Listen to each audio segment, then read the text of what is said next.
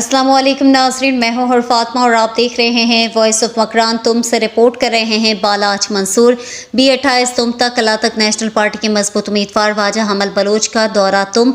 میر حمل بلوچ کا تمب کے مختلف اہم شخصیات اور پارٹی ورکرز سے حالیہ الیکشن کے حوالے سے اظہار خیال کے بعد آذیان میں سردار مجید آذیانی کی اہلیہ کی وفات اور دازن میں نوجوان شاعر سلام سائل کی والدہ محترمہ، دازن میں محمد کریم سید اور میر عیسیٰ کوریچو میں استاد الیاس شہداد کے بھتیجے کی وفات پر ان کے گھر جا کر تعزیت کی، جبکہ بعد میں تمب میونسپل کمیٹی کے سابق وائس چیئرمین ماسٹر عبدالرسول کی گھر جا کر ان کی عیادت کی۔ اس موقع پر واجہ بجار بلوچ، نیشنل پارٹی کے صدر چیئرمین ناصر رند قہدہ حاصل،